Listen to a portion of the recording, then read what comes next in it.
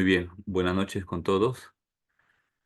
Disculpen la demora, estaba un poquito intentando ingresar, pero gracias a Dios hemos ingresado. Muy bien, vamos a iniciar directamente con una oración. Bien, en el nombre del Padre, el Hijo, el Espíritu Santo. Amén. Pedimos por ustedes, por sus familias, por todas las personas que van a participar de estas clases, por todas nuestras intenciones y nuestras necesidades. Padre nuestro que estás en el cielo, santificado sea tu nombre. Venga a nosotros tu reino. Hágase tu voluntad en la tierra como en el cielo. Danos hoy nuestro pan de cada día, perdona Danos nuestras hoy ofensas, como también nosotros perdonamos a los que ofensas, nos como ofenden. No dejes caer en nos tentación, líbranos del muestra mal. la Amén. tentación, líbranos del mal. Amén. En el nombre del Padre, el Hijo y el Espíritu Santo. Amén. Muy bien. Bueno, pues buenas noches a todos. Vamos a iniciar nuestra sesión de clase y para ello vamos a compartir la pantalla. Bien, entonces lo que vamos a hacer ahora, a ver, es justamente eh, contemplar el siguiente domingo que nos toca ver, que es el quinto domingo de Cuaresma. El quinto domingo de Cuaresma vamos a contemplarlo ahora. Muy bien, lo tenemos en pantalla. Bien, haciendo como un resumen, en la clase anterior veíamos el tercer y el cuarto domingo de Cuaresma, ¿no? Entonces, justamente el tercer domingo de Cuaresma nos habla de esa preparación. Cristo es la puerta, ¿no? La puerta por el cual nos introduce a la casa del Padre y Él es el templo, ¿no? Destruí este templo y en 3 días lo voy a levantar. Bien.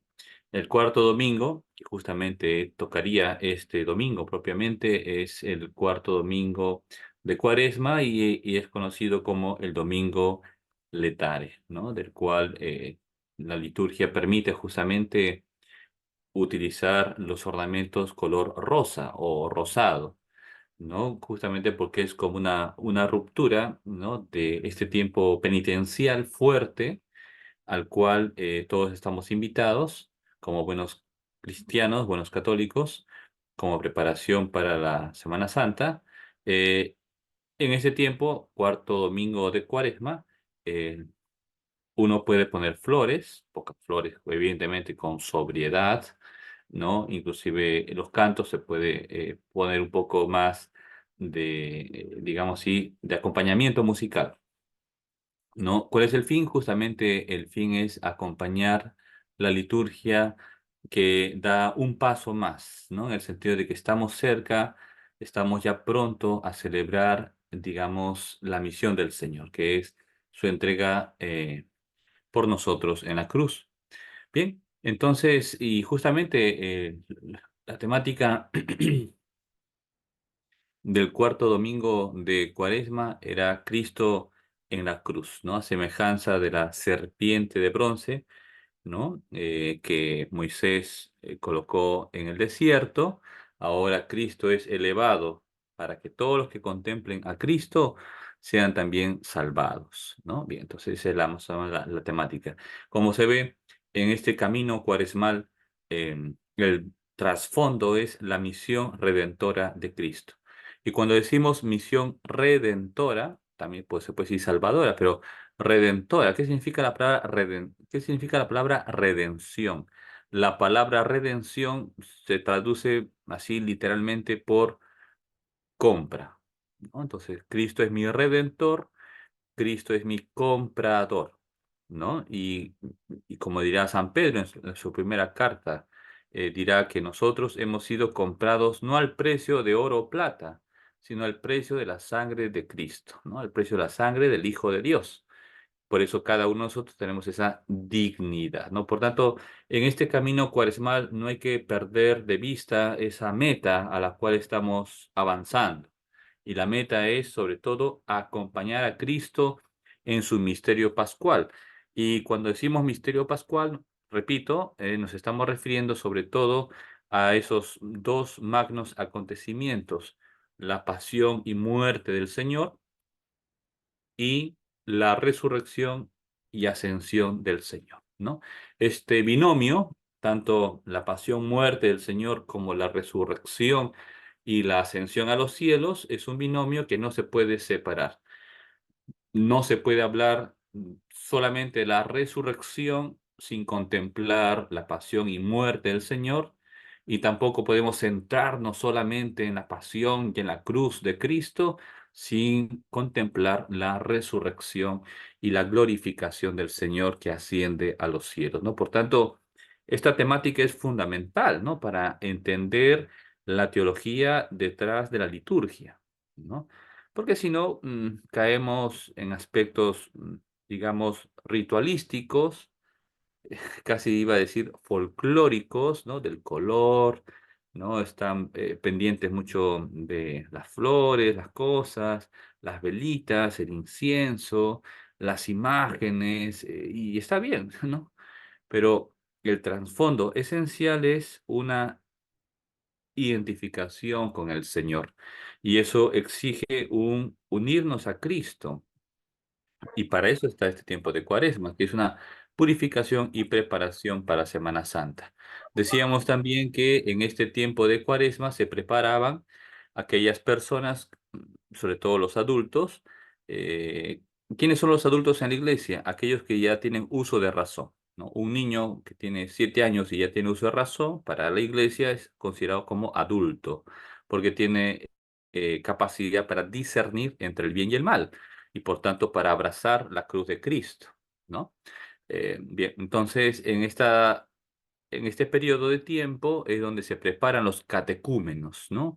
Para poder aceptar y recibir con dignidad los sacramentos de la iniciación cristiana, que son el bautismo, la confirmación y la Eucaristía, que lo reciben el sábado santo, en la vigilia pascual, ¿no? De una manera solemnísima, ¿no? Y es así. Bien. Eh, bien, ya está. Ahora vamos a entrar al quinto domingo de Cuaresma.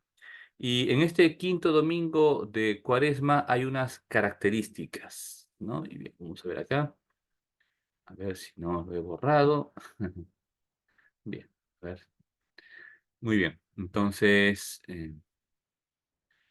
quinto domingo de Cuaresma. Bien. Entonces, aquí tenemos las letras en rojito, ¿no? Si se acuerdan, es conocido como las rúbricas, ¿no? Las rúbricas. En el misal, ¿no? Y justamente el texto que están viendo en pantalla es propiamente el texto que aparece en el misal que usan los sacerdotes, aquel libro que utilizan para la celebración de la Santa Misa, ¿no? Detrás de mí tengo dos libros antes del concilio, ¿no? Que son misales antiguos, en latín, por supuesto. Bien, entonces, ¿dónde aparecen esas rúbricas? ¿No? Entonces, rúbrica viene de ruber, ¿no? Que en latín significa rojo, ¿no? De ahí vienen las letras en rojo, ¿no? De ahí vienen las rúbricas. Bien, entonces, quinto domingo de Cuaresma. Vamos a adentrarnos un poquito en el tiempo, ¿no? Quinto domingo de Cuaresma. Bien, entonces, a partir del quinto domingo de Cuaresma, ¿no? Que para nosotros, ¿cuándo sería el domingo? Déjeme ver un poquito mi calendario. Sería el domingo 17, ¿no? El domingo 17 de marzo sería el quinto domingo de Cuaresma, según el calendario actual. Bien, entonces estamos una semana antes de iniciar la Semana Santa con el domingo de Ramos, ¿no? En la Pasión del Señor.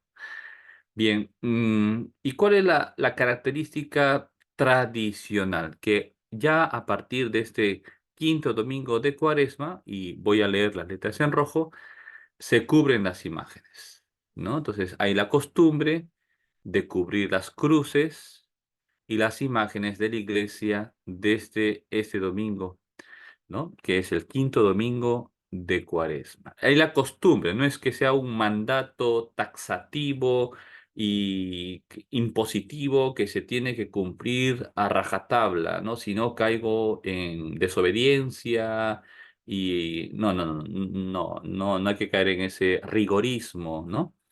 De la letra, de la rúbrica, ¿no? Pero es una costumbre que evidentemente hay que formar la conciencia de los fieles, hay que conocer bien el sentido litúrgico de estos actos. Bien, ¿por qué se cubren las imágenes? Y también las cruces en este caso, ¿no? O sea, cuando uno entra a la iglesia, vemos pues vitrales, vemos imágenes de los santos, del Señor, de la Virgen, de los ángeles, bien, entonces se cubre. ¿Por qué se cubren? El sentido de cubrir las imágenes es muy sencillo, ¿no? Es em, ayudar a los sentidos de los fieles que ingresan a la iglesia a centrar su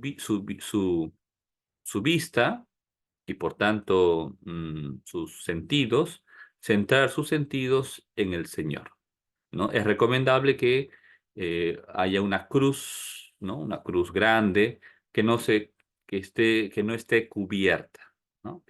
Siempre y cuando se tenga, ¿no? Si no se tiene la iglesia o la parroquia, pues tranquilos, ¿no? Pero sí se cubren las imágenes de los santos, la Virgen María, San José, San Pedro, San Judas Tadeo, se cubren todos. ¿Por qué? Porque la centralidad tiene que, de mi vista, de mi corazón, de mis sentimientos, tiene que estar puesta en Cristo Jesús, que está a punto de iniciar de iniciar la misión por el cual viene al mundo, entregar su vida por nosotros, ¿no? Sacrificar todo lo que Dios le dio, su humanidad, para redimirnos de nuestros pecados, para comprarnos y purificarnos de todo pecado. Bien, entonces ese es el sentido, ¿no? Incluso dice, las cruces también se deberían de cubrir, ¿no? Hasta la celebración de la pasión del Señor, que es el Viernes Santo. ¿No? El tema de las imágenes. Viernes Santos se descubren las cruces, ¿no? Porque, como decíamos, ayudar a los sentidos de los fieles, sobre todo la gente sencilla, ¿no? Que va a la iglesia por costumbre, por tradición, por folclore algunos, y bueno, y la fe entra también a través de los sentidos, entra a través de los ojos, ¿no? Bien, entonces la cruz, digamos así, en algunos lugares no se puede cubrir y si se cubre, el Viernes Santo se descubre. Bien. En cambio, las imágenes de los santos, de la Virgen María, sí permanecen cubiertas hasta la vigilia pascual, ¿no? Que es el sábado santo por la noche, ¿no?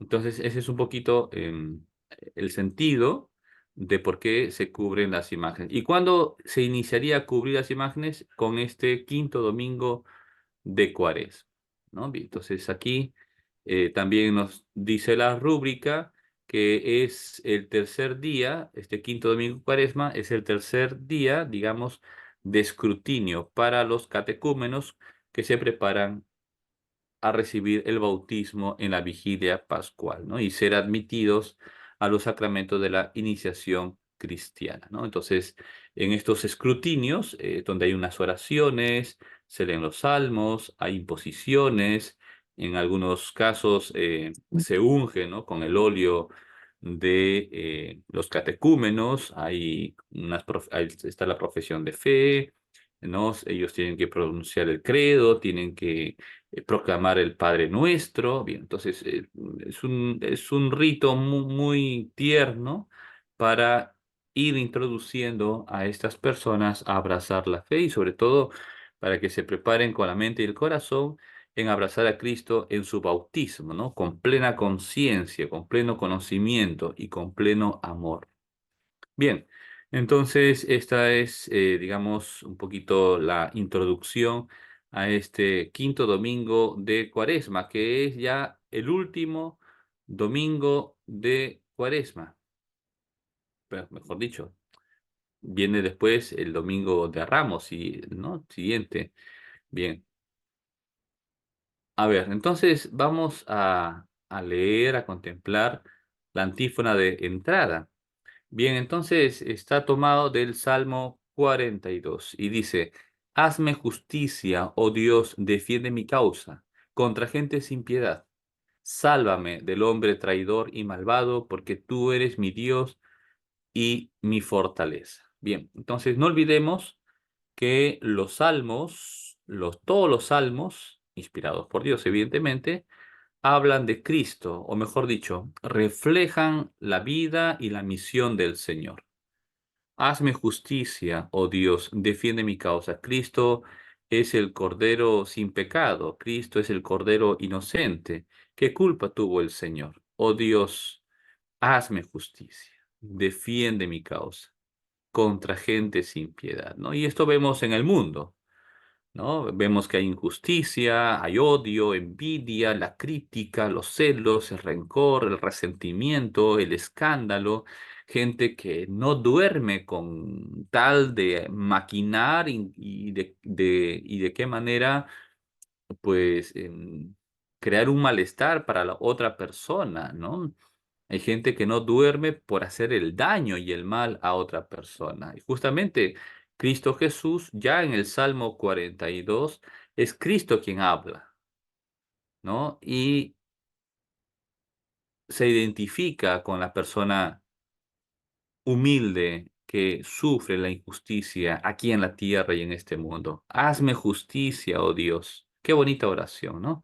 Porque Dios es justo. ¿Y qué significa que Dios es justo? Que premia a los buenos y castiga a los malos. Y evidentemente aquí en la tierra vamos a sufrir muchas injusticias, incluso dentro de la iglesia.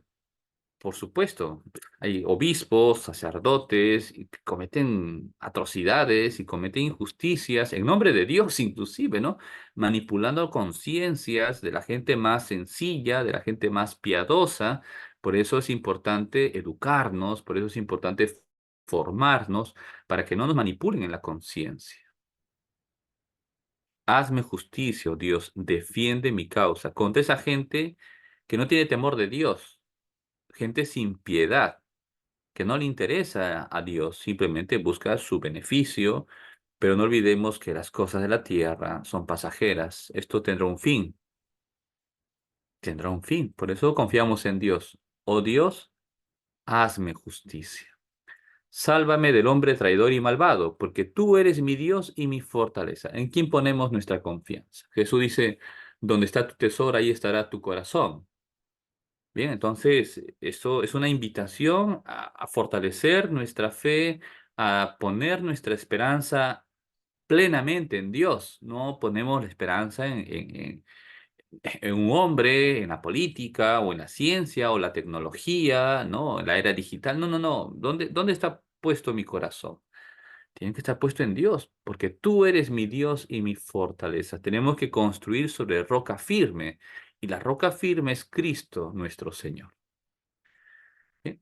Como se ve, es muy bonito, ¿verdad? Cuando uno está metido dentro de esta espiritualidad litúrgica de la cuaresma y va entendiendo un poquito el significado, vemos cómo la iglesia de una manera magistral escoge los textos litúrgicos, o mejor dicho, los textos bíblicos, como el Salmo 42, este verano, ¿no? Versículo 1 y 2, que nos ayuda a adentrarnos en el misterio que vamos a celebrar. Dios es mi fuerza. A pesar de los golpes, a pesar de la injusticia, a pesar del mal que existe en el mundo, si confiamos en Dios y nos mantenemos fieles al Señor y firmes en nuestra fe, pase lo que pase, porque vendrán escándalos, vendrán problemas, dificultades, no pasa nada. Vendrán terremotos, maremotos, huracanes, tifones, no pasa nada. Confiamos en Dios, Dios es mi fortaleza. Tú, Señor, eres mi Dios y mi fortaleza. Bien, ese tiene que ser mm, nuestro espíritu al iniciar este quinto domingo de Cuaresma. Bien, entonces, y bueno, seguimos con toda la misa como de costumbre y viene la oración colecta, que es maravillosa, o sea, es preciosa esta oración cuando se lee despacio, cuando se medita parte por parte, es que hay una gran riqueza espiritual y teológica detrás, ¿no? Bien, entonces viene con esta invocación de petición, ¿no? Te pedimos, Señor Dios nuestro. Entonces ya estamos diciendo que Dios es nuestro Señor, ¿no? Porque solo Dios es el Señor. Y con este término de Señor estamos diciendo que todo mi ser, que todo mi yo personal le pertenece. No, o sea, soy tuyo, soy tu propiedad, soy tu hijo.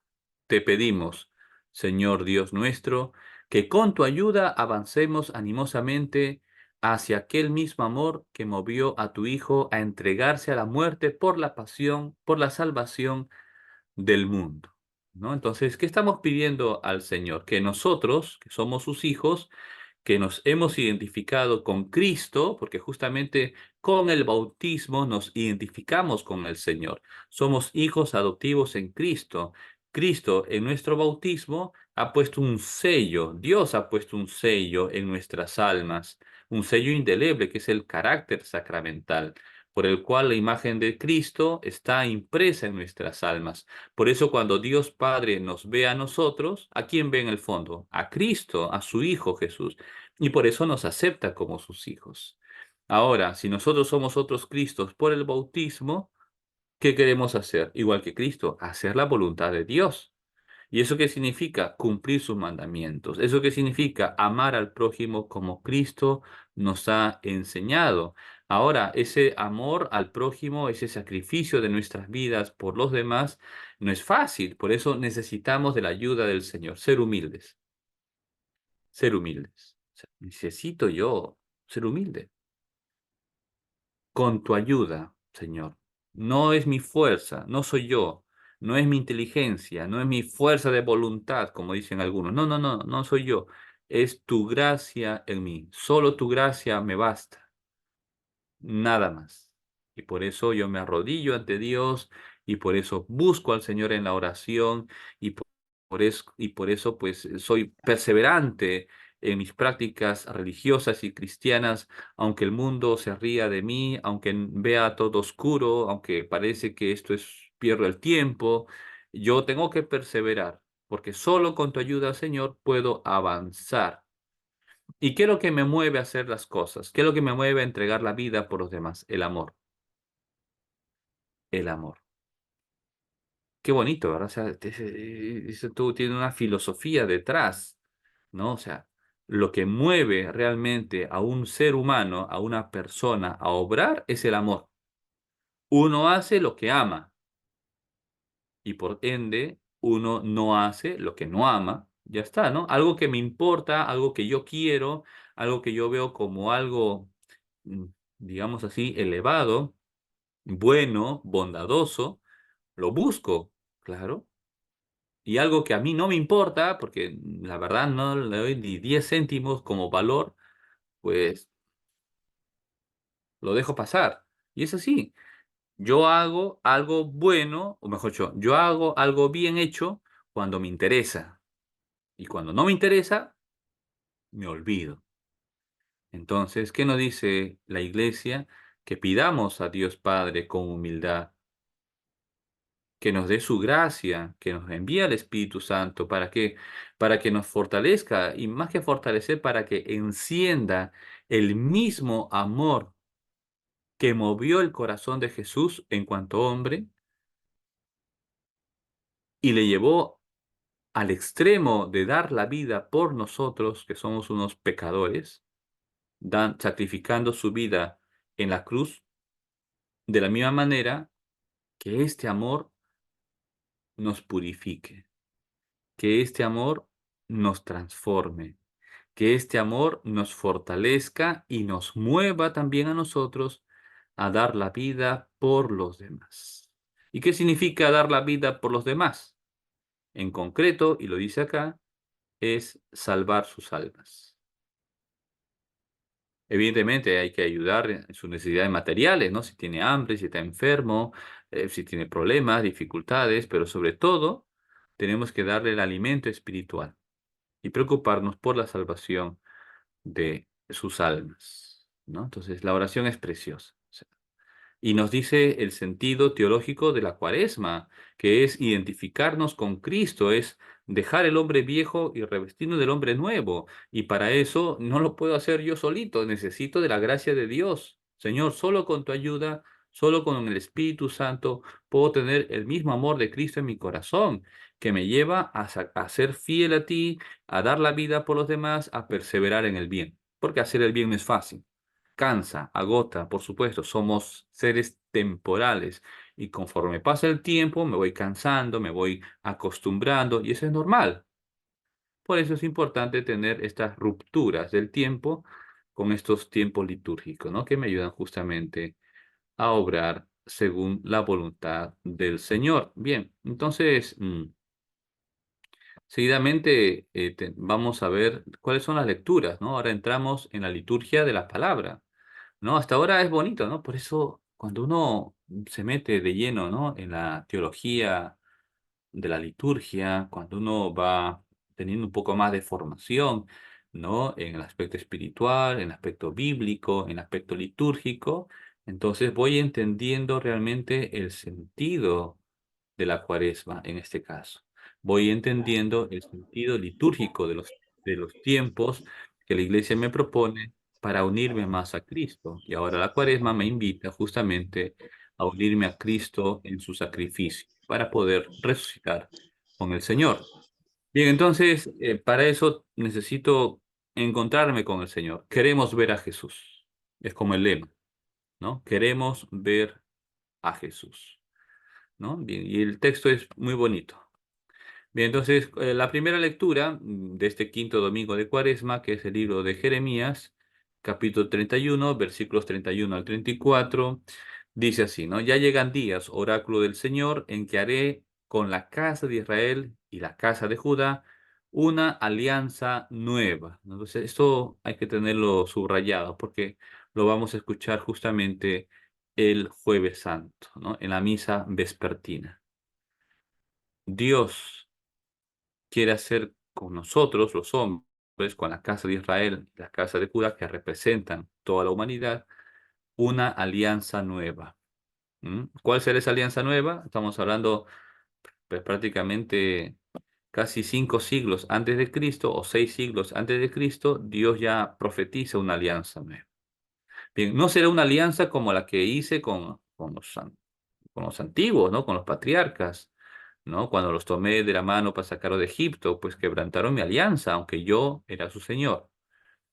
Esta será la alianza que haré con ellos desde después de aquellos días. Pondré mi ley en su interior y la escribiré en sus corazones. Yo seré su Dios y ellos serán mi pueblo.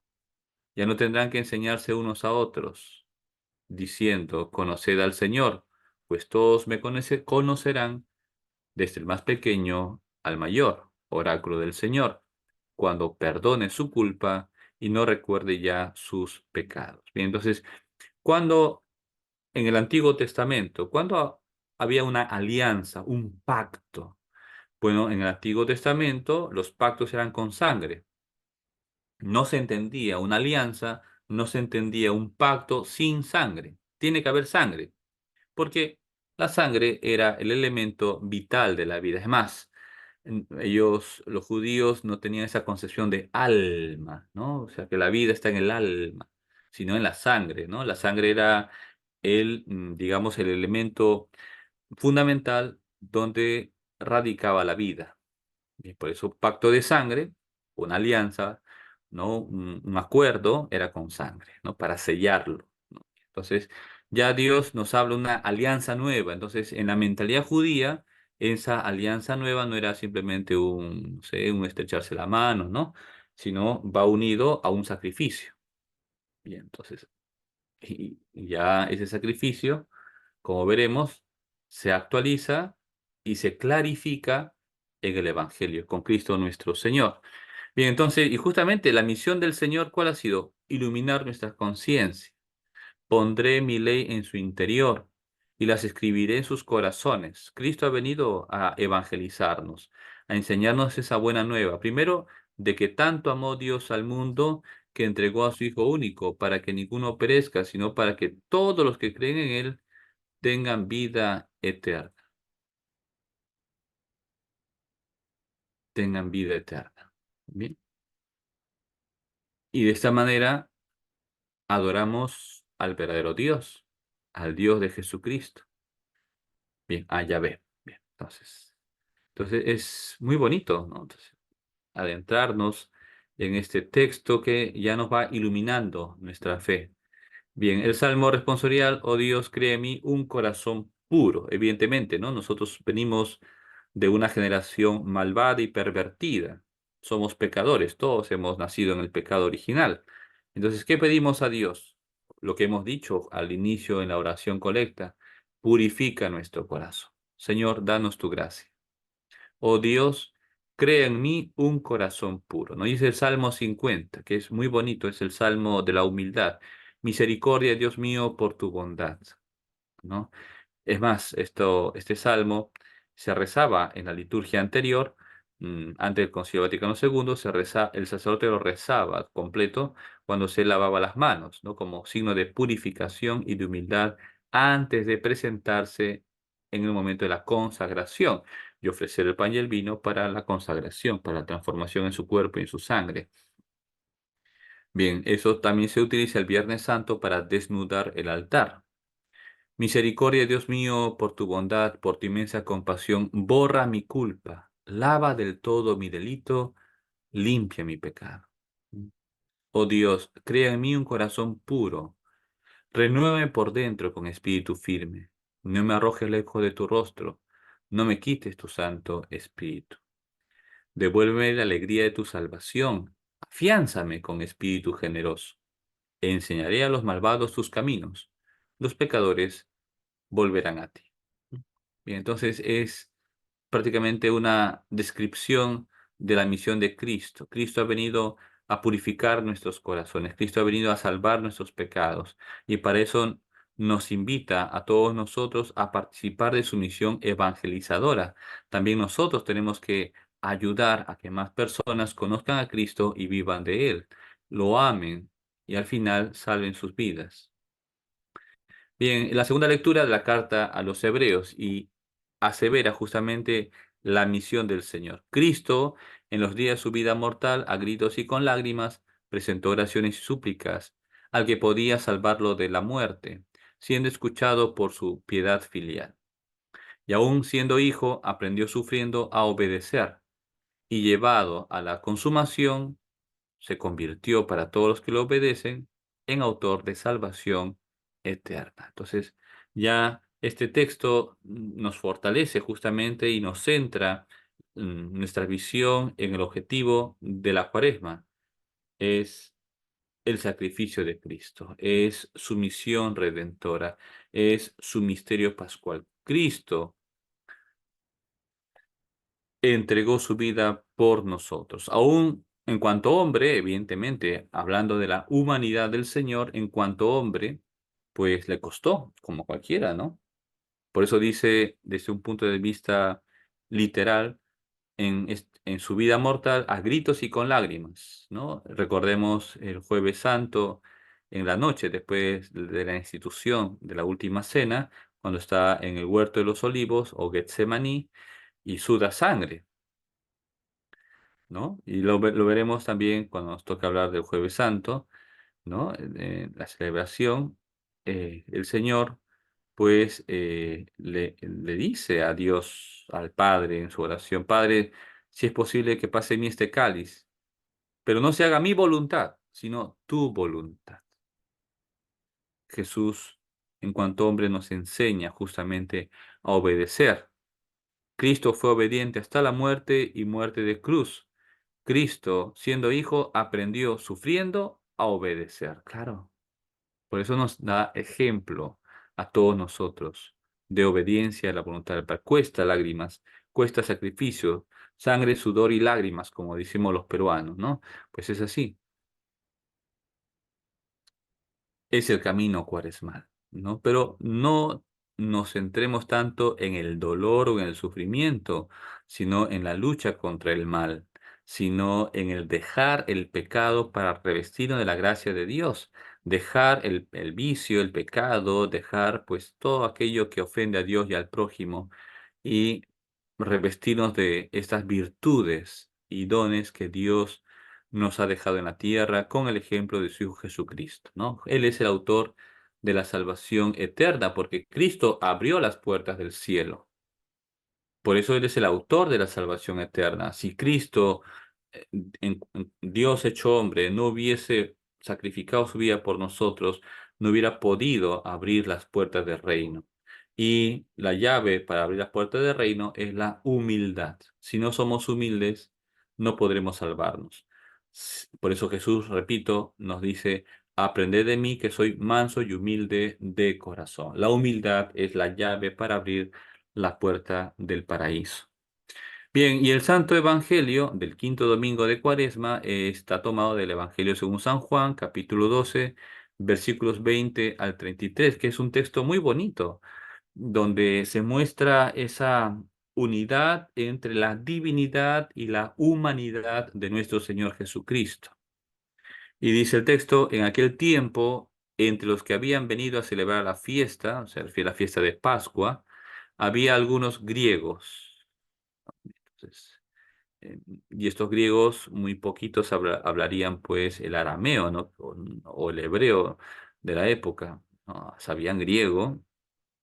Entonces, estos los griegos que habían ya escuchado quién era Jesús, ¿no? Porque como se ve, el chisme vuela rápido, ¿no? Entonces ya habían escuchado de un rabino que no estudió en ninguna escuela rabínica o digamos en una universidad y que tenía un gran poder en su palabra y que tenía una fuerza de su cuerpo que curaba enfermedades, expulsaba demonios, resucitaba muertos, ya habían escuchado todo eso. Entonces dice, acercándose a Felipe, el de Bethsaida de Galilea, le rogaban, Señor, queremos ver a Jesús. ¿No? Entonces, podemos, desde el punto de vista espiritual, podemos interpretar cómo el mundo entero, esos griegos, esas personas que no conocen a Jesús, esas personas que de repente pueden ser bautizadas, pero que no han tenido esa formación catequética, doctrinal, espiritual y litúrgico, bíblico, que nosotros con la gracia de Dios estamos teniendo, pues esa gente en el fondo de su corazón busca a Jesús. Es que Dios mueve el corazón del hombre. El hombre es un ser religioso por naturaleza. Señor, queremos ver a Jesús. Y esa es nuestra misión, ser evangelizadores. ¿Y qué significa ser evangelizadores? No que yo le meta ideas en la cabeza a la gente. Ser evangelizador es llevar las almas delante de Jesús. Que cada persona tenga su propia experiencia del Señor. Y esa es la evangelización. No es que yo con mi predicación, con mis estudios teológicos, con mi catequesis, con mis videitos, y sí, está bien, son herramientas, son cosas buenas, ¿no? Pero en el fondo, la transformación de una conciencia y de un corazón lo hace Dios. Volvemos a la oración colecta. Señor, dame tu gracia para transformarme. Solo Dios puede ayudarnos a convertirnos, ¿no? Y por eso tenemos que acercar las almas a Dios, para que Dios toque, repito, esas conciencias y esos corazones. La oración de estos griegos era, Señor, queremos ver a Jesús. ¿Cuánta gente nos dirá a nosotros? Queremos ver a Jesús, pero no es una imagen, no, no, no, queremos ver a Jesús en tu vida. Queremos ver a Jesús en tu conducta, en tus gestos, en tus palabras. Queremos ver a Jesús en tu familia. Queremos ver a Jesús en tu parroquia. Queremos ver a Jesús donde estés. Mm, Y no es fácil, ¿verdad? Esa, la valla está muy arriba, muy arriba. Entonces, queremos ver a Jesús. Y nosotros, como católicos bautizados, estamos comprometidos. Bien, entonces, ¿qué hace Felipe, el apóstol Felipe? Pues le dice al otro apóstol, Andrés, y Andrés y Felipe fueron a decírselo a Jesús. Qué importante la comunidad, ¿no? Un aspecto fundamental, ¿no? La iglesia es la asamblea de los hijos de Dios, es la reunión de aquellos que han sido elegidos por Cristo para formar su nuevo pueblo. La iglesia es el cuerpo místico de Cristo, la iglesia es el templo del Espíritu Santo, la iglesia es el pueblo de Dios, es la esposa de Cristo. Somos la iglesia, todos los bautizados, y por eso tenemos que buscar a Jesús. Y eso significa que tenemos que hacer oración. Bien, entonces Jesús nos revela el misterio escondido por generaciones, ¿no? Como dirá San Pablo, el misterio escondido se revela hoy y ahora. ¿Y cuál es ese gran misterio? Que Dios ha enviado a su Hijo encarnado para dar su vida en rescate por todos. Y dice el Señor, ha llegado la hora de que sea glorificado el Hijo del Hombre. Esa glorificación es la culminación de su misión, ser elevado en la cruz. Recordemos el domingo anterior, cuarto, cuando Jesús dice que el Hijo del Hombre tiene que ser elevado sobre la tierra, ¿no? Y cuando sea elevado, atraeré a todos hacia mí, ¿no? Siguiendo la imagen del Antiguo Testamento en el Éxodo de la serpiente de bronce de Moisés. Bien, entonces, ser glorificado significa cumplir su misión.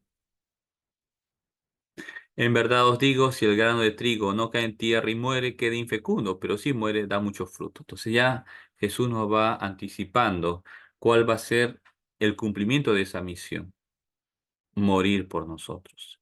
Si el grano de trigo no muere, queda infecundo, ¿no? Los que tienen chacra, los que tienen cultivo, los que no, pues una huerta o inclusive plantas en su una jardinera o en su maceta, pues evidentemente para vivir hay que morir. La semilla tiene que desintegrarse, tiene que destruirse para germinar y poder dar origen a una nueva planta. Bien.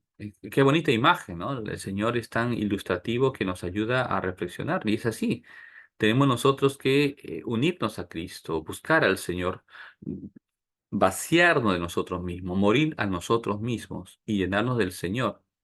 Y por eso dice Jesús, el que se ama a sí mismo se pierde y el que se aborrece a sí mismo en este mundo se guardará para la vida eterna. Es decir, si buscamos nuestra propia compensación, despreciando la ley de Dios y despreciando al prójimo, sabemos que el destino de esa alma, si no se arrepiente, es la muerte eterna, la condenación.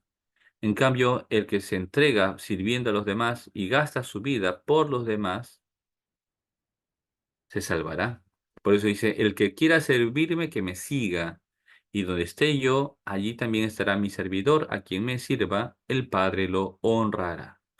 Bien, es decir, si nosotros somos obedientes a Cristo, si seguimos su ejemplo de sacrificio, Dios al final de nuestra vida nos va a recompensar.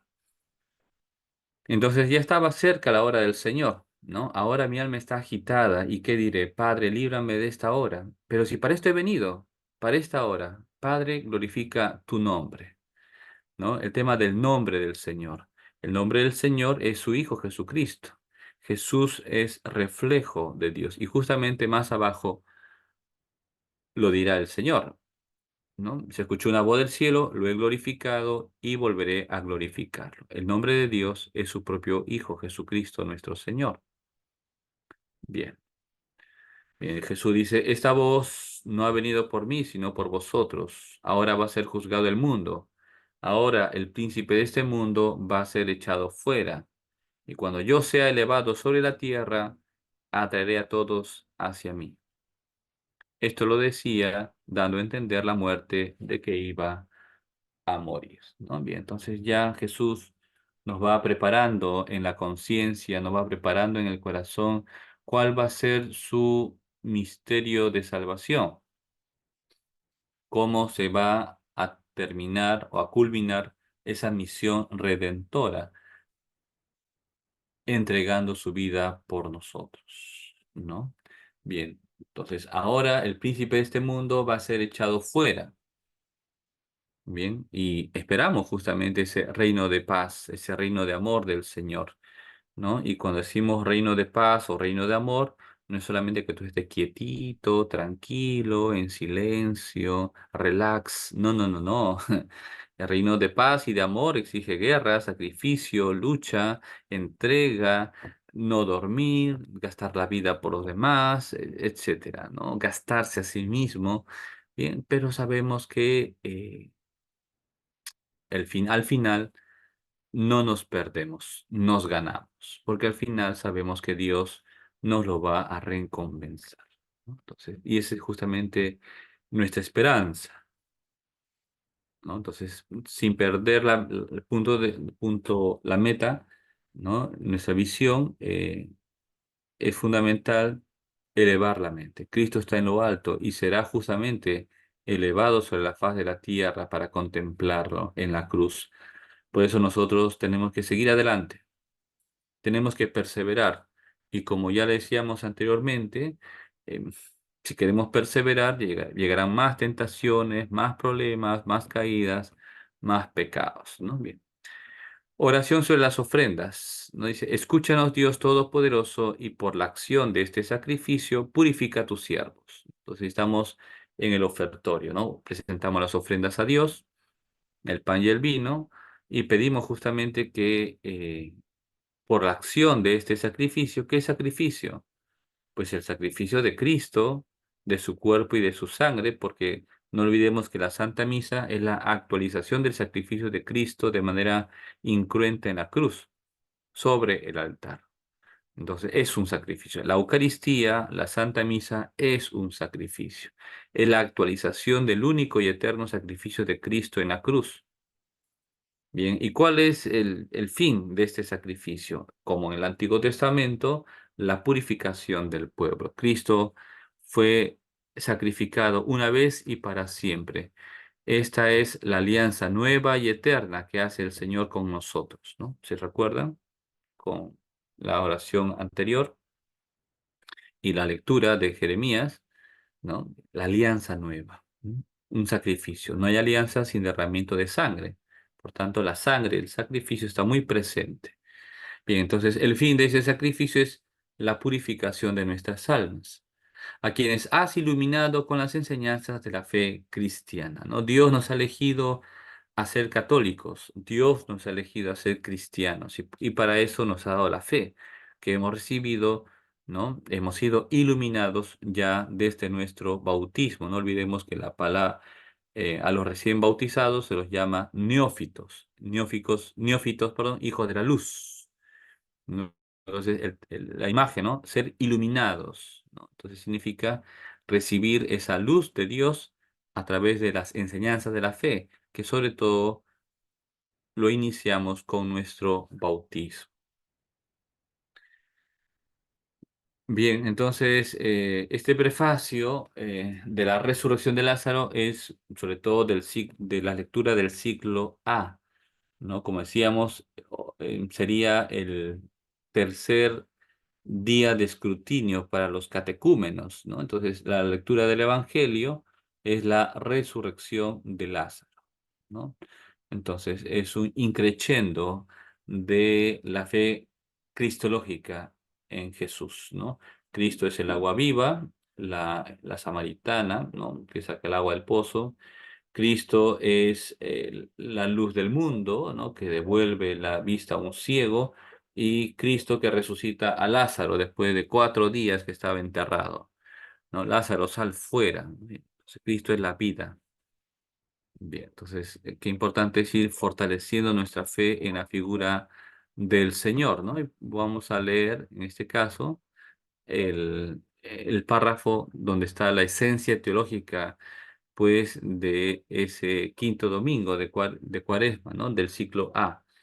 Dice, el cual, verdadero hombre, Jesucristo, en cuanto hombre, lloró a su amigo Lázaro, es decir, nos manifiesta esos sentimientos. Por eso también, y no se leyó en el Evangelio, Jesús le dice a Felipe, Felipe, quien me ve a mí, ve también al Padre. ¿Y eso qué significa? No significa que Dios sea hombre con barba. No, no, no, no, no. Significa que quien ve a Jesucristo, sus actos, sus acciones, sus sentimientos, está contemplando realmente las acciones y los sentimientos de Dios Padre, que es Espíritu purísimo. La humanidad de Cristo es el medio, el instrumento para alcanzar a Dios infinitamente espiritual. Y es así, ¿no? Entonces, Jesús es verdadero hombre, pero también es verdadero Dios, Dios eterno. Y en cuanto hombre lloró por su amigo Lázaro. En cuanto Dios, lo resucitó y lo hizo salir del sepulcro. El mismo, Jesucristo, compadecido del género humano, evidentemente porque somos como ovejas perdidas en medio de la oscuridad, Jesucristo, compadecido del género humano, nos conduce a la vida nueva. Evidentemente, el Evangelio la vida en la iglesia por medio de los santos sacramentos, porque justamente los sacramentos son los instrumentos y, digamos así, las vitaminas espirituales por el cual nosotros podemos seguir siendo fieles a nuestra fe. Si dejamos de practicar y de recibir los sacramentos, la fe se debilita y podemos incluso hasta perderla. Bien, antes de la comunión, el sacerdote debe de leer los siguientes eh, las siguientes antífonas, ¿no? Entonces, cuando se lee la resurrección de Lázaro, dice, el que está vivo y cree en mí, no morirá para siempre, dice el Señor, ¿no? Es decir, poner nuestra confianza y nuestra esperanza en Dios que resucitará no solamente a Lázaro, sino él mismo. Y por eso la resurrección del Señor es el fundamento de nuestra fe cristiana. Bien, en el siglo C se lee el Evangelio de la mujer adúltera, ¿no? Que mueve el corazón, porque manifiesta realmente ese amor misericordioso de Dios con el pecador, cuando encuentran pues a esta mujer en pleno adulterio, ¿no? Y la presentan ante Jesús y le dicen, Maestro, la ley de Moisés dice que este tipo de pecado y mujeres tienen que morir a pedradas, ¿no? Lapidadas. ¿Tú qué dices? Jesús es cuando al final dice, el que esté sin pecado, que tire la primera piedra. Y dice, comenzando por los más viejos, por los más ancianos, al final quedó la mujer sola, ¿no? Término anciano en la Biblia no solamente es el viejito, ¿no? Que no tiene dientes o no tiene fuerza, ¿no? O está pelado. No, no, no. En la Biblia, el anciano viene del griego presbiteroi, presbítero. O sea, significa el que tiene autoridad en el pueblo. Los que eran jefes, autoridades. Y Jesús le dice a la mujer, y es el texto que se lee, mujer, ninguno te ha condenado, ninguno, Señor. Tampoco yo te condeno. En adelante no peques más. Qué bonito, ¿verdad? Es la oración que nos llena de esperanza. A pesar de nuestros pecados, a pesar de a pesar de lo mal que nos portemos, si somos humildes como esta mujer, si nos acercamos a Jesús sin miedo y mostramos nuestro corazón tal como es, Dios nos va a curar, Dios nos sana y Dios nos va a salvar. Bien, y la última antífona, que es del siglo B, ¿no? En verdad os digo, si el grano de trigo no cae en tierra y muere, queda infecundo, pero si muere, da mucho fruto, ¿no? Por tanto, es un acicate, ¿no? Un estímulo para que nosotros realmente tengamos ese deseo de morir al pecado y ser unas nuevas criaturas, unos nuevos hijos de Dios, es decir, morir a lo malo para resucitar a una vida nueva, una vida en santidad. Y cuando decimos vida en santidad no significa que estemos así, manos juntitas, mirando al cielo como cordero degollado. No, no, no. Vivir en santidad significa vivir como lo normal, en casa, en la familia, pero con otra actitud, con una sonrisa, con una palabra más amable, con más paciencia, ser serviciales, estar atentos, preocuparnos por el otro, ser más generosos cuando nos piden cosas, es decir, estar dispuestos a dar la vida por los demás. Bien, y al final la oración después de la comunión dice, ¿no? Una vez que ya hemos comulgado, hemos recibido el cuerpo de Cristo, dedicar un tiempo, un corto tiempo a la acción de gracia, ¿no? Hay que dar gracias a Dios. Es de bien nacidos el ser agradecidos, ¿no? Por ejemplo, el coro ahí puede, ¿no? O bien silencio absoluto, porque estamos en cuaresma, o bien un pequeño fondo musical, ¿no? Que ayude a la reflexión, que ayude a la meditación, que ayude a esa conexión con Cristo. Bien, viene la oración, la última oración, que es la oración después de la comunión, ¿no? Que tiene como fin, evidentemente, tener ese deseo de alcanzar la salvación en el reino de los cielos. Y dice, te pedimos, Dios Todopoderoso, que nos cuente siempre entre los miembros de Cristo. Bien, cuando hablamos miembros de Cristo, es decir, de su iglesia. No olvidemos que la iglesia es el cuerpo místico de Cristo. La iglesia es el templo del Señor, ¿no? Entonces, ya que hemos participado del sacrificio de Cristo, la Santa Misa, es más, ya que nos hemos unido a Cristo con la Eucaristía y nos hemos cristificado uniendo nuestros cuerpos en intimidad con el Señor, pues pedimos con humildad que nos cuente en los miembros de su iglesia. Evidentemente, miembros buenos, ¿no? Miembros fieles, miembros que gastan su vida sirviendo a los demás. Bien, entonces para eso, cuyo cuerpo y sangre hemos recibido. Identificarnos con Cristo. Ya no soy yo quien vivo, es Cristo quien vive en mí. Ahora, esto que es tan bonito en la teoría, en la práctica es muy difícil, ¿no? Por eso Cristo aprendió sufriendo a obedecer. No olvidemos, segunda lectura. Entonces, ¿qué nos pide el Señor o qué nos pide la Iglesia en esta oración? Que perseveremos como Cristo y que saquemos esa fortaleza de nuestra unión con Cristo en la Eucaristía, de nuestra comunión.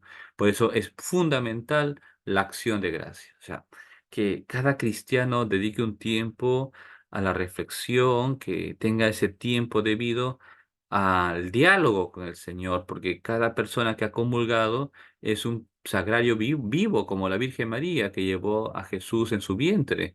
Cada uno que ha comulgado es un sagrario que donde Cristo está presente, donde Dios está ahí con su cuerpo, sangre, alma y divinidad, ¿no? Por eso, bien, entonces con este quinto domingo de Cuaresma ya nos preparamos justamente para la Semana Santa, ¿no? Que inicia la Semana Santa propiamente con el Domingo de Ramos, ¿no? Y el título es Domingo de Ramos en la Pasión del Señor. Bien, y para terminar, como apéndice, vamos a ver una celebración tradicional en la iglesia, ¿no? Que es el viernes del de la quinta semana del tiempo de Cuaresma, como es conocido como Viernes de la Pasión del Señor o Viernes de Dolores, ¿no? Viernes de Dolores, ¿no? Porque evidentemente ya estamos a una semana propiamente del Viernes Santo. Entonces, por eso en la tradición de la iglesia se propone. Entonces, aquí, a ver qué pasó, cómo estamos con el internet. Bien, entonces vamos brevemente, ¿no? Pero no alargarme mucho. ¿No? En la tradición de la iglesia, el viernes, el viernes, una semana antes del Viernes Santo, es conocido como Viernes de Dolores, ¿no? Igual el sábado antes, ¿no? Del Domingo de Ramos es igual sábado de Dolores en relación a la Virgen María, ¿no? Pero el viernes se referencia a Cristo nuestro Señor. Bien, eh, simplemente para conocer, leer, ¿no? ¿Cuál es la antífona del Viernes de Dolores? Que es, repito, el viernes de la quinta semana de Cuaresma. Ten piedad de mí, Señor, porque estoy en peligro. Líbrame y sálvame de la mano de mis enemigos y de aquellos que me persiguen. Señor, que no quede yo defraudado de haberte invocado. Bien, entonces ya como se ve, ya no es un mensaje a futuro, ¿no? Sino ya ahora estoy en peligro en presente, a hoy y ahora, estoy en peligro, líbrame y sálvame de las manos de mis enemigos. Entonces, es una llamada de atención a todos los católicos para que tomemos conciencia de que ya estamos frente a la misión redentora del Señor. Ya estamos en las semanas a puertas de la Semana Santa y por eso tenemos que prepararnos muy bien con la mente y el corazón. ¿No? Bien, la oración colecta dice, perdona, Señor, las culpas de tu pueblo, para que por tu bondad nos libres de las ataduras de los pecados que por nuestra fragilidad hemos cometido. Y de qué manera manifiesta Dios su bondad? Por nuestros pecados, librándonos de ellos. ¿Y de qué manera? Sacrificando a su Hijo en la cruz.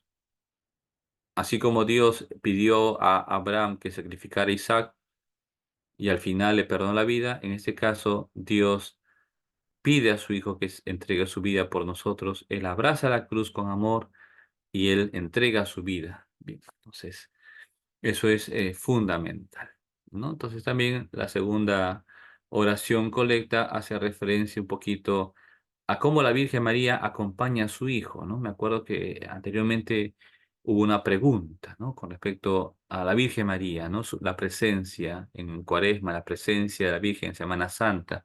Evidentemente ella es una mujer humilde, sencilla, ¿no? Que no está ahí figureteando, ¿no? Y tomándose selfie, no, no, no, sino que es una mujer que está cerca de Jesús, pero en la sombra, ¿no? Y cuando llega el momento de la prueba, del dolor, de la vergüenza, del escándalo, ella da la cara por Jesús. Es una mujer fuerte, una mujer valiente, y esa fortaleza y esa valentía surge de su unión con Dios y su unión con Cristo.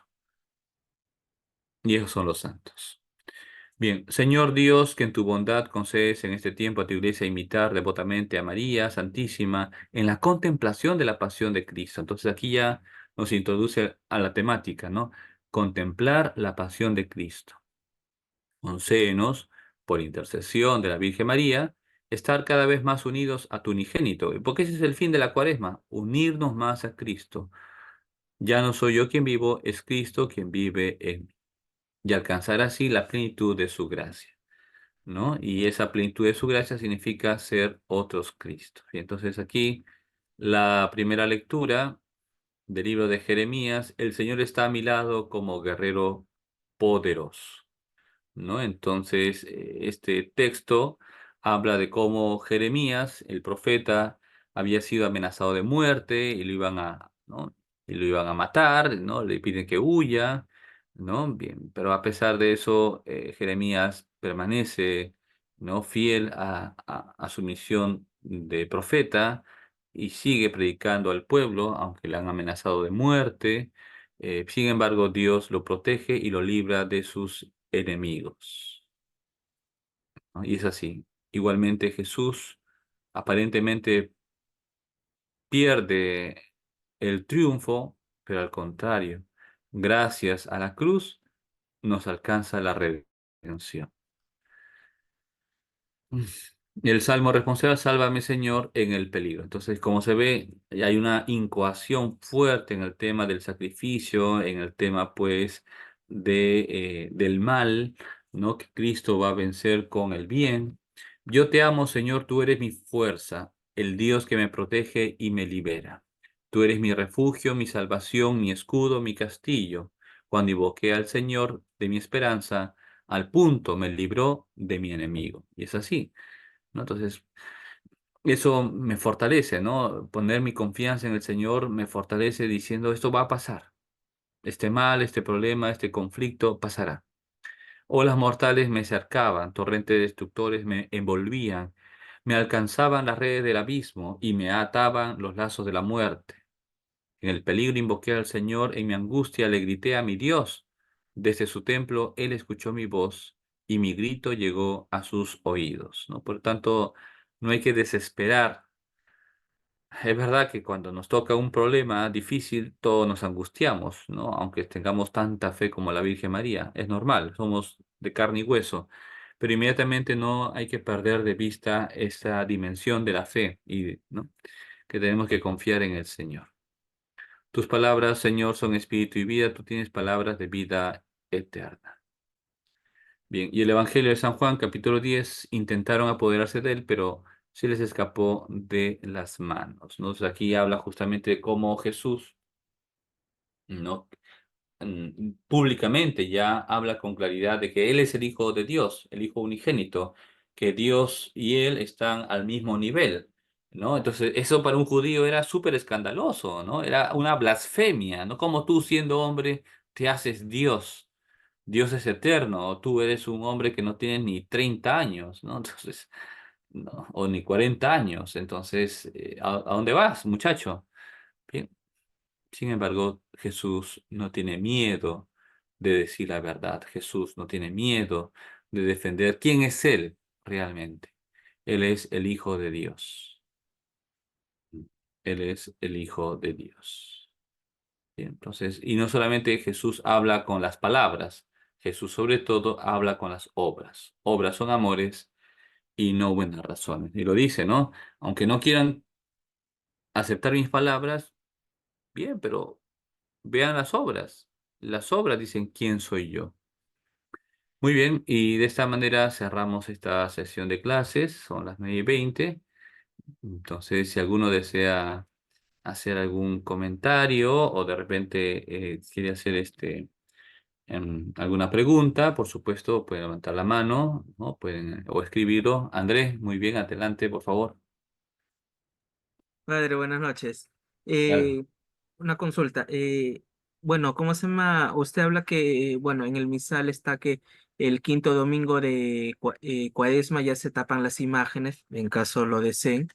Eh, He visto que en algunos sitios, en algunos conventos, en algunas iglesias, ya, ¿cómo se llama? A partir del miércoles ceniza ya tapan las imágenes. ¿Puede explicarnos un poquito sobre eso? Ya, sí. Bueno. Como decíamos anteriormente, bueno, lo propio es cubrir las imágenes a partir de este quinto domingo de Cuaresma. Ya si hay alguna parroquia que ya desde el inicio de la Cuaresma con el miércoles de ceniza han cubierto, pues no es tradición en la iglesia. Lo que es tradición en la iglesia, y esta es una tradición de siglos, no es de ahora, de hace 20 años, no, no, es una tradición de siglos, es que una semana antes de la Semana Santa se cubren las imágenes. ¿Y con qué fin se cubren las imágenes? Con el fin de no distraer los sentidos, ¿no? En San Judas Tadeo, en la Virgen de Lourdes, en el santo de mi devoción, ¿no? Sino centrarnos en Cristo, en su misión pascual, que es centrarnos en su pasión, muerte y resurrección, ¿no? Y eso es lo fundamental. Bien, entonces decíamos también que, padre, pero otra parroquia no cubre sus imágenes. Bueno, debería de cubrir porque es un subsidio, una ayuda que se da a los fieles para, digamos así, prepararse bien a la Semana Santa, para centrar, repito, su conciencia, su corazón y su fe en el Señor que va a entregar su vida por nosotros en la cruz.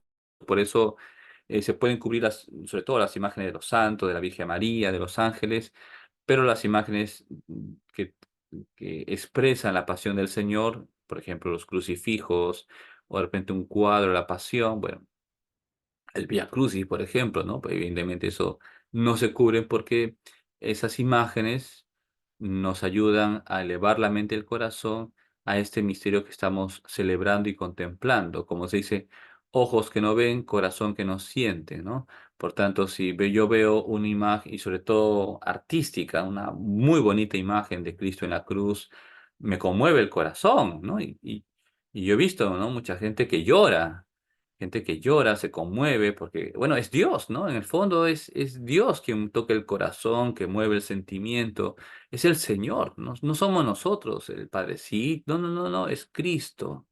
Y esto es el gran misterio de nuestra fe, es Dios que actúa a través de estos signos. Y lo que nos corresponde a nosotros los sacerdotes y las parroquias es poner todos los medios para que realmente los fieles católicos vivan bien su Semana Santa, ¿no? Y la Iglesia nos propone este gesto de cubrir las imágenes justamente para que, repito, la mente, los sentidos de los fieles se centren más en el Señor. Ahora, lo característico y lo tradicional es a partir del quinto domingo de Cuaresma. Antes, pues no es propio de la tradición de la iglesia, ¿no? De repente lo han hecho y pienso, ¿no? Con buenas intenciones, pero es una mala decisión. Muy Gracias, bien. Pedro. Entonces, me dice que las imágenes de que recuerdan la pasión del Señor, por ejemplo, una imagen de Jesús con la cruz a cuestas, un Señor cautivo, pueden estar expuestas normal para ayudar a los fieles a contemplar la pasión del Señor. Eso sí, normal puede estar. Claro, sí, no, no hay ningún problema de que, ¿no? Algunos hasta cubren la cruz del altar. O sea, la cruz del altar no se quita, ni tampoco se tiene que cubrir. Es interesante. ¿Por qué? ¿Por qué se pone una cruz sobre el altar? La cruz sobre el altar, pues no es un adorno, ¿no? A veces la gente piensa que es como un adornito, ¿no? No, no, no, no. La cruz del altar tiene un significado teológico y en primer lugar tiene dos significados. En primer lugar es tomar conciencia que la celebración de la iglesia, la Santa Misa, es la celebración de la esposa de Cristo, de su cuerpo místico. Esa celebración está dirigido en dirección a Dios. ¿No? Entonces no es una celebración comunitaria para el pueblo, ¿no? Que el pueblo habla con el, perdón, que el sacerdote habla con el pueblo. No, no, no, no. O sea, por eso está la cruz en medio, ¿no? Pues, el sacrificio está orientado hacia Dios. Bien, esa es el primera idea. La segunda idea de la cruz es que la identificación, aquello que estoy celebrando sobre el altar, es el mismo sacrificio de Cristo. Por eso el crucifijo y el pan y el vino sobre el altar se identifica, ¿no? Porque dentro del momento de la consagración se hace presente Cristo crucificado, ¿no? Y cuando yo recibo el cuerpo del Señor, no es un cuerpo muerto. En la Eucaristía recibo el cuerpo resucitado del Señor, ¿no? Bien. Entonces ese es el significado de la cruz sobre el altar. Ahora, en tiempo de Cuaresma, ya quinto domingo de Cuaresma, esas imágenes que hacen referencia a la pasión del Señor se pueden dejar, claro. No, no es que se tenga que cubrir, ¿no? Porque ayudan justamente a la fe de los fieles, ¿no? Bien, a centrarse más en la pasión, en la muerte y resurrección del Señor. Muy bien.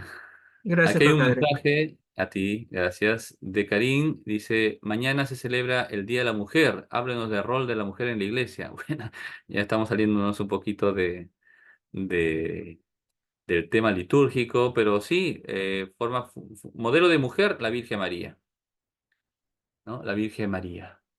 No, no existe criatura más hermosa, no en el aspecto físico estereotipado, sino en el alma, en el corazón.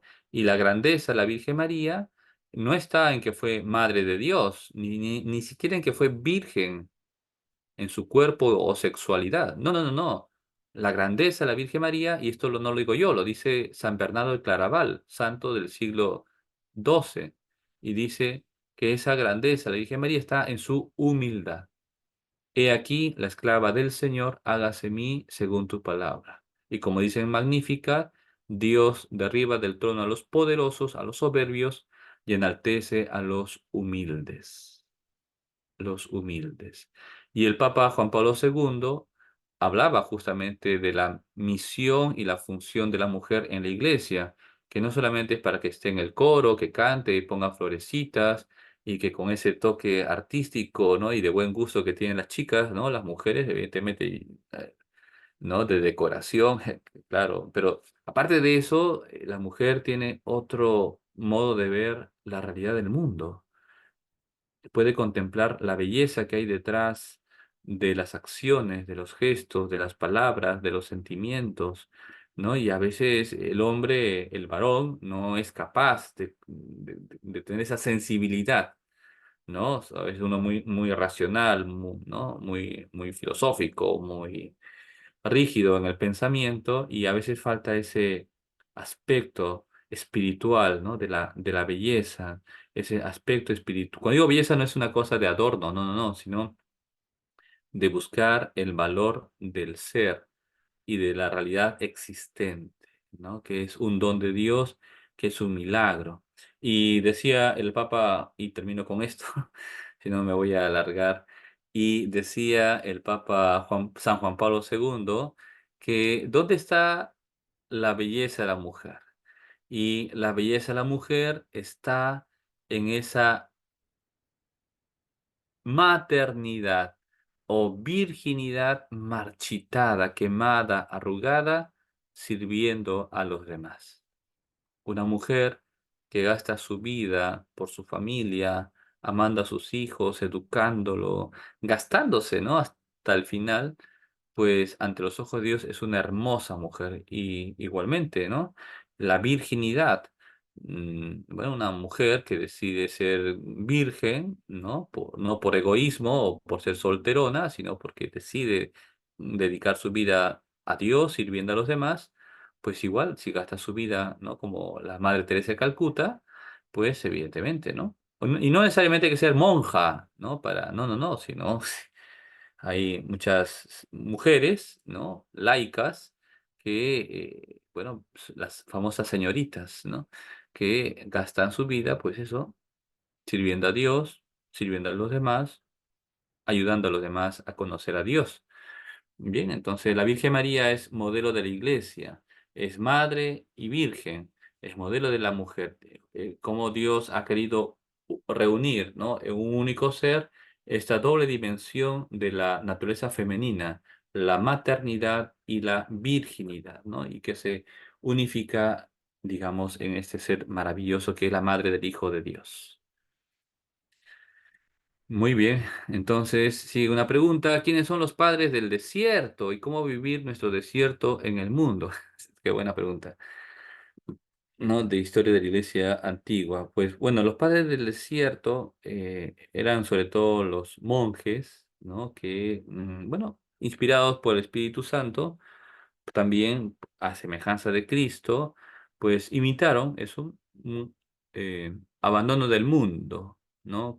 En latín contemptus mundi, ¿no? Dejaban sus casas, las ciudades, sus negocios, como San Antonio Abad, ¿no? Que incluso sus padres murieron, tuvo muchas posesiones, mucha riqueza, lo vendió todo, dio a los pobres, ¿no? A los ricos, perdón, a sus criados, tenía una hermana, ¿no? Y entonces una parte de la herencia pues la dejó y la encomendó unas vírgenes, ¿no? El colegio de vírgenes que había en la época, ¿no? Y se dedicó a la oración y meditación. Bueno, pues ahora, eso evidentemente no nos pide Dios en este siglo XXI, porque los tiempos cambian, tenemos otra mentalidad. Pero, como decía aquí, cómo vivir nuestro desierto en el mundo. No significa no ver televisión, no significa cerrar los ojos y encerrarme en mi cuarto y que ahí, no, no, no, no, sino nuestro desierto es en el ruido, nuestro desierto es con la familia, nuestro desierto es en las fiestas sociales, nuestro desierto es ahí en la educación, en el colegio, en la universidad, en el mercadillo, en la combi, donde te encuentres, en el hospital, en tus negocios, en el ocio, bueno, con tu familia. Es decir, el desierto no es un lugar solitario, el desierto es encontrar a Dios en el lugar donde nos encontremos. Como por ejemplo ahora en la clase, ¿no? Bien, entonces busco encontrarme con Dios. Luego me tocará estar con mi familia. Busco encontrarme con Dios y en cada lugar, ¿no? Por tanto, no pensemos un desierto de abandono, que no hay nada. No, no, no. En medio de una metrópolis, ¿no? En medio de una ciudad cosmopolita, ahí tengo que encontrar mi desierto, que es, en primer lugar, un encuentro con Dios y un encuentro con los demás, ¿no? Y ayudar justamente a que los demás se acerquen a Dios. Muy bien. ¿Alguna pregunta más? Perfecto. Entonces, seguramente ya saldrán alguna. Y si no, muy bien. Entonces, perfecto. Entonces, podemos dar por terminado esta sesión de clases. Ya son las 9:34.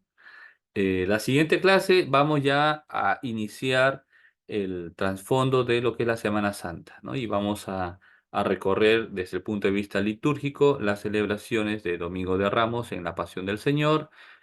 Brevemente la temática de lo que es lunes, martes, miércoles y ¿no? Santo, jueves santo por la mañana y que es la misa crismal, tradicionalmente, jueves santo por la tarde, misa vespertina, que es la conmemoración de la última cena, cuál es la teología que hay detrás, el viernes santo, que es por supuesto la pasión y muerte del Señor, y contemplaremos el sábado de gloria, la vigilia pascual, una celebración preciosa y domingo de resurrección. Entonces, en este tiempo que nos queda hasta el miércoles santo, nosotros vamos a contemplar este misterio que es fundamental. Espero ayudarles y sobre todo que estas cosas les ayude a amar más, a conocer más a Dios y amar mejor la liturgia de la iglesia para vivirlo en nuestros corazones. Muy bien, entonces vamos a rezar. Les invito a rezar un Ave María, ¿no? Para que esté la Virgen María siempre con nosotros. En el nombre del Padre, del Hijo, del Espíritu Santo. Amén. Dios te salve María, llena eres de gracia, el Señor es contigo, bendita eres entre todas las mujeres y bendito es el fruto de tu vientre Jesús. Santa María, Madre de Dios, ruega por nosotros pecadores, ahora y en la hora de nuestra muerte. Amén. En el nombre del Padre, del Hijo, del Espíritu Santo. Amén. Muy bien, bendiciones a ustedes en nombre del Padre, del Hijo, del Espíritu Santo. Amén. Muchas gracias a todos y que tengan una bonita noche.